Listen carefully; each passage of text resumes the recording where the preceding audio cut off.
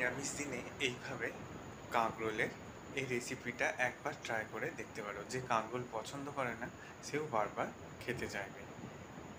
আমি এখানে 3টে কাঁকরোল নিয়েছি আর 2টো আলু নিয়েছি। এইভাবে লম্বা করে আলু আর কাঁকরোলটাকে কেটে নিয়েছি। এবার ওভেনে কড়াই বসিয়ে সরিষার তেল দিয়ে নিয়ে তেলটা গরম হয়ে গেলে কাঁকরোল আর আলুর টুকরোগুলোকে ভাজতে দিয়ে দিচ্ছি। কাঁকরোল আর আলুগুলো যাতে সুন্দরভাবে ভাজা হয়ে যায় তার জন্য লবণ আর অল্প একটু হলুদ গুঁড়ো দিয়ে আমি ভেজে নিচ্ছি।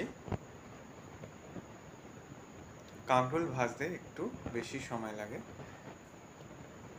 দেখো আলু আর কাঁকরোলগুলো ভাজা হয়ে গেছে, তুলে নিলাম।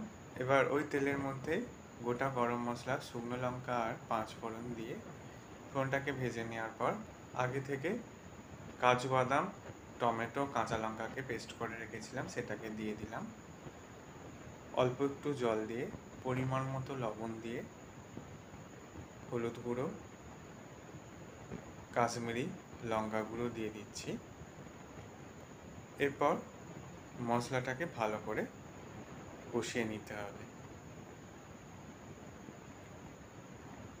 মশলাটাকে ভালো করে কষিয়ে নেওয়ার পর দিয়ে দিলাম গরম মশলা আর চিনি। যেহেতু এটা নিরামিষ রেসিপি তাই একটু মিষ্টি অ্যাড করলে খুবই ভালো লাগে।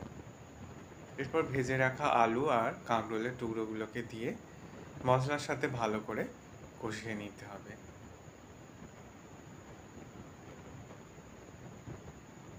এর মধ্যে তোমরা চাইলে নারকেল কোড়াও ব্যবহার করতে পারো।